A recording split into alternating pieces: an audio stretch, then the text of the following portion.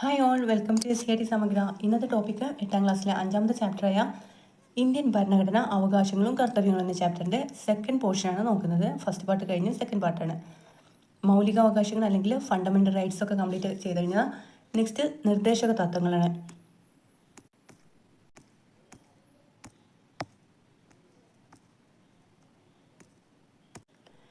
നിർദ്ദേശക തത്വങ്ങൾ ഉൾക്കൊള്ളിച്ചിരിക്കുന്ന ഭരണഘടന ഭാഗമാണ് ഭാഗം 4. ആർട്ടിക്കിൾ 36 മുതൽ 51 വരെയാണ് നിർദ്ദേശക തത്വങ്ങൾ ഉൾക്കൊള്ളിച്ചിരിക്കുന്ന ഭരണഘടന ഭാഗം 4 അനുച്ഛേദം 36 മുതൽ 51 വരെയാണ്. നിർദ്ദേശക തത്വങ്ങൾ ഉൾപ്പെടുത്തിയിട്ടുള്ളത് സാമൂഹിക സാമ്പത്തിക നീതി കൈവരിക്കുന്നതിനുള്ള ആശയങ്ങളാണ്. നിർദ്ദേശക തത്വങ്ങളിൽ ഉൾപ്പെടുത്തിയിട്ടുള്ളത് സാമൂഹിക സാമ്പത്തിക നീതി കൈവരിക്കുന്നതിനുള്ള ആശയങ്ങളാണ്. നിർദ്ദേശക തത്വങ്ങളുടെ ലക്ഷ്യം എന്നത് എല്ലാ വിഭാഗം ജനങ്ങളെയും ഉൾപ്പെടുത്തിക്കൊണ്ട് ക്ഷേമരാഷ്ട്രം സ്ഥാപിക്കുക എന്നതാണ്. എല്ലാ വിഭാഗം ജനങ്ങളെയും ഉൾപ്പെടുത്തിക്കൊണ്ട് ക്ഷേമരാഷ്ട്രം സ്ഥാപിക്കുക എന്നതാണ് നിർദ്ദേശക തത്വങ്ങളുടെ ലക്ഷ്യം. നിർദ്ദേശക തത്വങ്ങൾ കോടതിയുടെ പിൻബലത്തോടെ നടത്താൻ കഴിയുന്നതല്ല. അതേസമയം സർക്കാരുകൾ നയങ്ങളും പരിപാടികളും ആവിഷ്കരിക്കുമ്പോൾ ഈ നിർദ്ദേശക തത്വങ്ങൾ മതിയായ പരിഗണന നൽകേണ്ടതാണ്.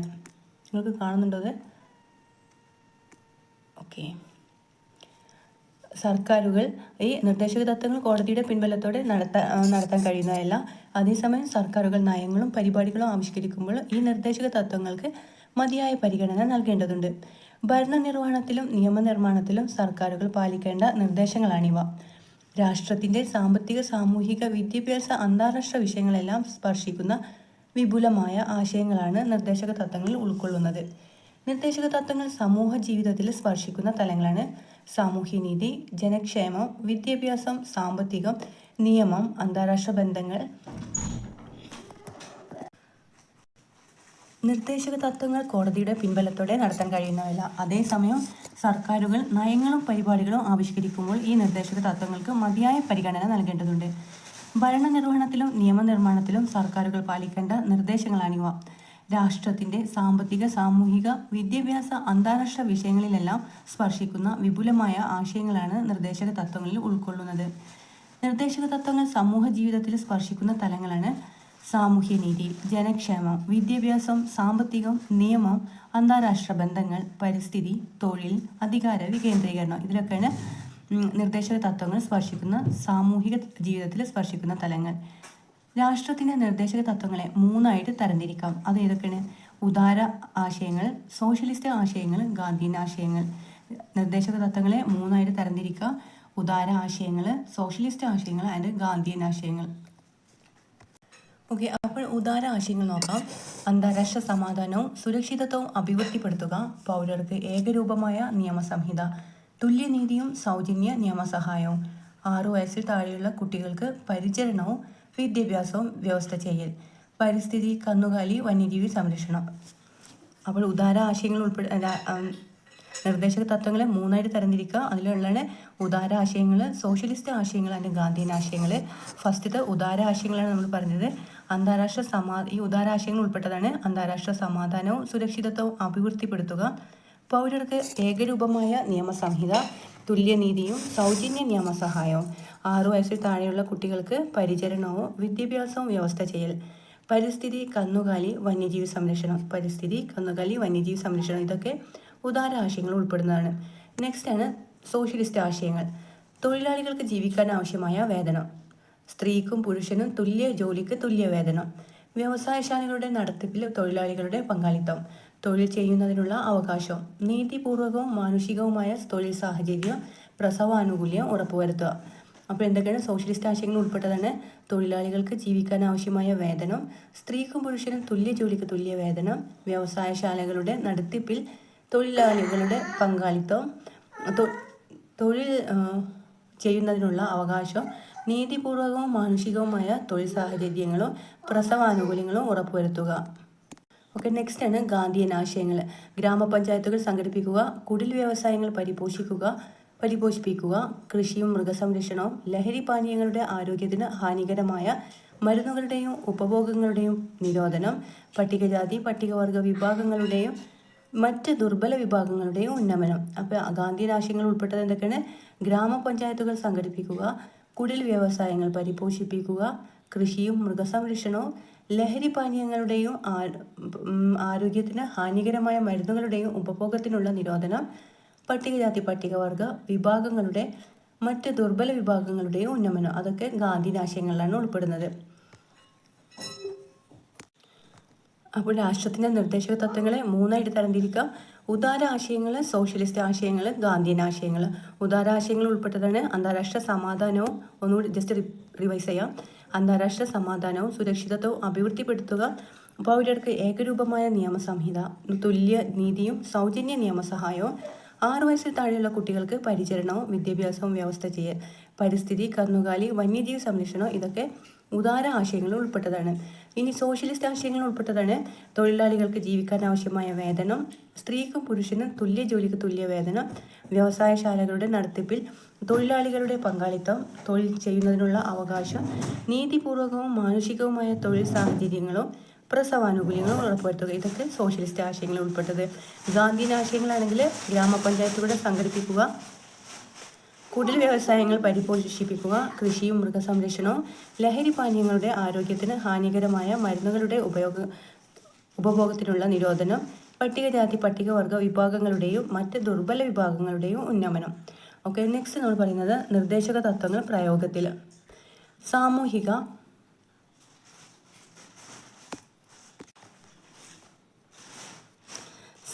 സാമ്പത്തിക നീതി ലക്ഷ്യം വെച്ചുകൊണ്ടുള്ള നിർദ്ദേശങ്ങളാണ് രാഷ്ട്രനയത്തിൻ്റെ നിർദ്ദേശക തത്വങ്ങളുടെ ഭരണഘടനയിൽ ഉൾക്കൊള്ളിച്ചിരിക്കുന്നത്.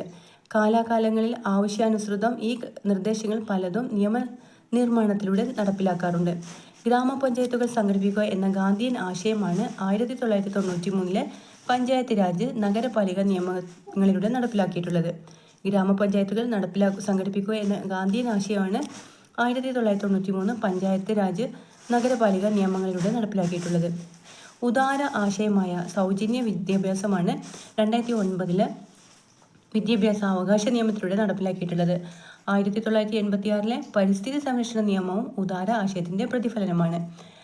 സോഷ്യലിസ്റ്റ് ആശയമായ സ്ത്രീക്കും പുരുഷനും തുല്യ ജോലിക്ക് തുല്യ വേതനം എന്ന തത്വം പ്രാവർത്തികമാക്കുന്നതിനായിട്ട് നടപ്പിലാക്കിയ നിയമമാണ് 1976 തുല്യ വേതന നിയമം. അപ്പോൾ എന്തൊക്കെ നമ്മൾ പറഞ്ഞത്?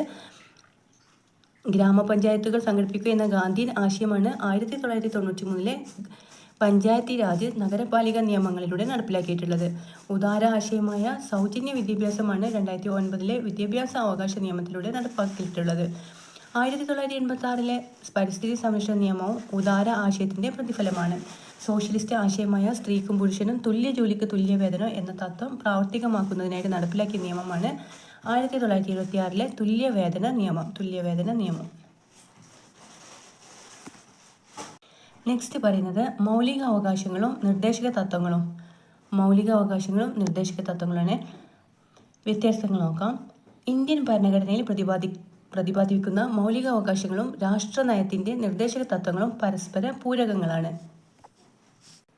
അപ്പോൾ മൗലികാവകാശങ്ങളും നിർദ്ദേശക തത്വങ്ങളും തമ്മിലുള്ള വ്യത്യാസങ്ങളാണ് പറയുന്നത്.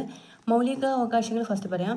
മൗലികാവകാശങ്ങൾ ഗവൺമെൻറ്റിൻ്റെ അധികാരങ്ങൾക്ക് പരിധി നിർണ്ണയിക്കുന്നു. എന്നാൽ നിർദ്ദേശക തത്വങ്ങൾ ചില കാര്യങ്ങൾ ചെയ്യാൻ ഗവൺമെൻറ്റിനെ പ്രേരിപ്പിക്കുന്നു. മൗലികാവകാശങ്ങൾ പ്രധാനമായിട്ടും വ്യക്തികളുടെ അവകാശങ്ങളെയാണ് സംരക്ഷിക്കുന്നത്. എന്നാൽ നിർദ്ദേശക തത്വങ്ങൾ സമൂഹത്തിലെ എല്ലാ ജനവിഭാഗങ്ങളുടെയും ക്ഷേമം ഉറപ്പുവരുത്തുന്നു. നമ്മൾ പറയുന്നത് മൗലികാവകാശങ്ങളും നിർദ്ദേശക തത്വങ്ങളും തമ്മിലുള്ള വ്യത്യാസങ്ങളാണ് പറയുന്നത്. ഫസ്റ്റ് പറഞ്ഞത് മൗലികാവകാശങ്ങൾ ഗവൺമെൻറ്റിൻ്റെ അധികാരങ്ങൾക്ക് പരിധി നിർണ്ണയിക്കുന്നു. നിർദ്ദേശക തത്വങ്ങളാകട്ടെ ചില കാര്യങ്ങൾ ചെയ്യാൻ ഗവൺമെൻറ്റിനെ പ്രേരിപ്പിക്കുന്നു. മൗലികാവകാശങ്ങൾ പ്രധാനമായിട്ടും വ്യക്തികളുടെ അവകാശങ്ങളെയാണ് സംരക്ഷിക്കുന്നത്. നിർദ്ദേശക തത്വങ്ങൾ സമൂഹത്തിലെ എല്ലാ ജനവിഭാഗങ്ങളുടെയും ക്ഷേമം ഉറപ്പുവരുത്തുന്നു. മൗലികാവകാശങ്ങൾ ലംഘിക്കപ്പെടുമ്പോൾ സുപ്രീം കോടതിയെയോ ഹൈക്കോടതിയെയോ സമീപിക്കാൻ സാധിക്കും. മൗലികാവകാശങ്ങൾ ലംഘിക്കപ്പെടുമ്പോൾ സുപ്രീം കോടതിയെയോ ഹൈക്കോടതിയെയോ സമീപിക്കാൻ കഴിയും. എന്നാൽ നിർദ്ദേശക തത്വങ്ങൾ ലംഘിക്കപ്പെട്ടാൽ കോടതിയെ സമീപിക്കാൻ സാധിക്കുകയില്ല. മൗലികാവകാശങ്ങൾ ഭേദഗതി വരുത്തുന്നതിന് സങ്കീർണമായ നടപടികൾ ആവശ്യമാണ്. നിർദ്ദേശക തത്വങ്ങൾ ലംഘിക്കപ്പെട്ടാൽ കോടതിയെ സമീപിക്കാൻ സാധിക്കുകയില്ല. മൗലികാവകാശങ്ങൾ ലംഘിക്കപ്പെടുമ്പോൾ സുപ്രീം കോടതിയെയോ ഹൈക്കോടതിയെയോ സമീപിക്കാൻ സാധിക്കും. നിർദ്ദേശക തത്വങ്ങൾ ലംഘിക്കപ്പെട്ടാൽ കോടതിയെ സമീപിക്കാൻ സാധിക്കുകയില്ല. മൗലികാവകാശങ്ങൾ ഭേദഗതി വരുത്തുന്നതിനായിട്ട് സങ്കീർണമായ നടപടികൾ ആവശ്യമാണ്. എന്നാൽ നിർദ്ദേശക തത്വങ്ങളുടെ ഭേദഗതി നടപടികൾ താരതമ്യേന ലളിതവും നിയമനിർമ്മാണത്തിലൂടെ നടപ്പിലാക്കാവുന്നതുമാണ്. ജനാധിപത്യ പ്രക്രിയയിൽ മൗലികാവകാശങ്ങൾ രാഷ്ട്രീയ ജനാധിപത്യത്തെ പ്രാവർത്തികമാക്കുന്നു. മാർഗനിർദ്ദേശക തത്വങ്ങൾ സാമൂഹിക സാമ്പത്തിക ജനാധിപത്യത്തെയാണ് സാക്ഷാത്കരിക്കുന്നത്. അപ്പോൾ ജസ്റ്റ് ഒന്നും കൂടി റിവൈസ് ചെയ്യാം. മൗലികാവകാശങ്ങളും നിർദ്ദേശക തത്വങ്ങളും തമ്മിലുള്ള വ്യത്യാസങ്ങളാണ് നമ്മൾ പറയുന്നത്. മൗലികാവകാശങ്ങൾ ഗവൺമെൻറ്റിൻ്റെ അധികാരങ്ങൾക്ക് പരിധി നിർണ്ണയിക്കുന്നു. എന്നാൽ നിർദ്ദേശക തത്വങ്ങളാകട്ടെ ചില കാര്യങ്ങൾ ചെയ്യാൻ ഗവൺമെൻറ്റിനെ പ്രേരിപ്പിക്കുന്നു. മൗലികാവകാശങ്ങൾ പ്രധാനമായിട്ടും വ്യക്തികളുടെ അവകാശങ്ങളെയാണ് സംരക്ഷിക്കുന്നത്. നിർദ്ദേശക തത്വങ്ങൾ സമൂഹത്തിലെ എല്ലാ ജനവിഭാഗങ്ങളുടെയും ക്ഷേമം ഉറപ്പുവരുത്തുന്നു. മൗലികാവകാശങ്ങൾ ലംഘിക്കപ്പെടുമ്പോൾ സുപ്രീം കോടതിയെയോ ഹൈക്കോടതിയെയോ സമീപിക്കാൻ സാധിക്കും. എന്നാൽ നിർദ്ദേശക തത്വങ്ങൾ ലംഘിക്കപ്പെട്ടാൽ കോടതിയെ സമീപിക്കാൻ സാധിക്കുകയില്ല. മൗലികാവകാശങ്ങൾ ഭേദഗതി വരുത്തുന്നതിനായിട്ട് സങ്കീർണമായ നടപടിക്രമങ്ങൾ ആവശ്യമാണ്. എന്നാൽ നിർദ്ദേശക തത്വങ്ങളുടെ ഭേദഗതി നടപടികൾ താരതമ്യേന ലളിതവും നിയമനിർമ്മാണത്തിലൂടെ നടപ്പിലാക്കാവുന്നതുമാണ്.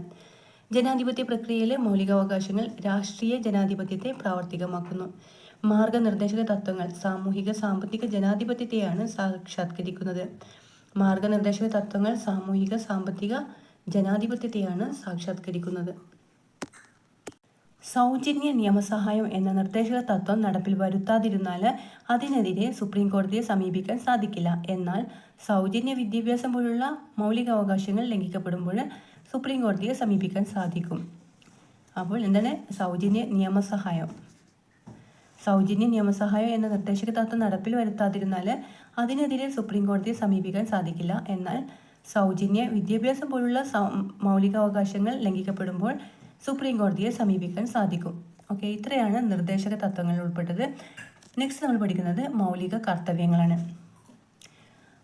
ഓരോരുത്തരും ഓർക്കേണ്ടത് ഞാനൊരു ഇന്ത്യക്കാരനായിരിക്കുമ്പോൾ തന്നെ എനിക്ക് എല്ലാ അവകാശങ്ങളോടൊപ്പം നിയതമായ ചുമതലകൾ ഉണ്ടെന്നാണ്. ഇത് ആരുടെ വാക്കുകളാണ്?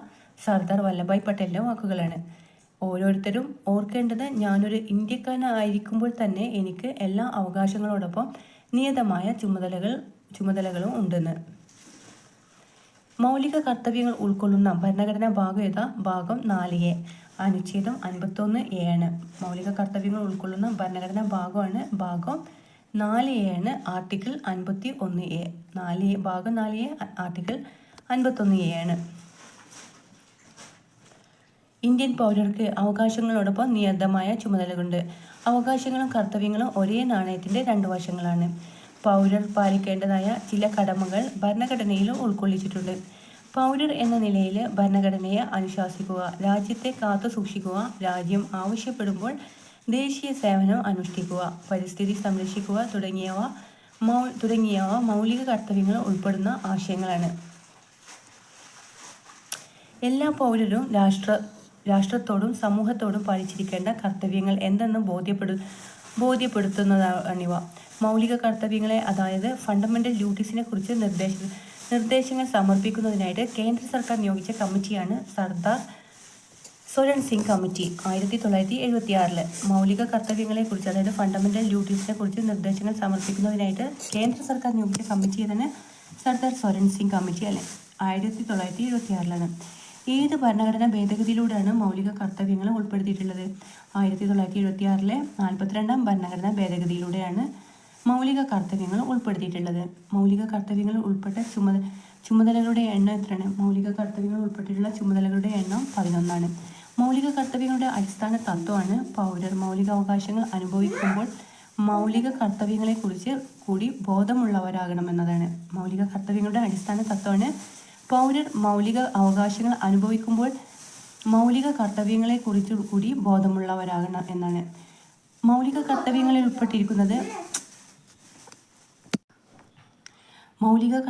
ഉൾപ്പെട്ടിരിക്കുന്നത് ധാർമ്മിക ചുമതലകളും പൗരധർമ്മ ചുമതലകളാണ്. മൗലിക കർത്തവ്യങ്ങളിൽ ഉൾപ്പെട്ടിരിക്കുന്നത് ധാർമ്മിക ചുമതലകളും പൗരധർമ്മ ചുമതലകളാണ്. ഇന്ത്യൻ പൗരർ ചില കടമകൾ നിർവഹിക്കേണ്ടതുണ്ടെന്ന് ഭരണഘടന അനുശാസിക്കുന്നത് രാഷ്ട്രത്തിൻ്റെ ഐക്യവും അഖണ്ഡതയും കാത്തു സൂക്ഷിക്കുന്നതിനായിട്ടാണ്. ഇന്ത്യൻ പൗരർ ചില കടമകൾ നിർവഹിക്കേണ്ടതുണ്ടെന്ന് ഭരണഘടന അനുശാസിക്കുന്നത് എന്തുകൊണ്ടാണ്?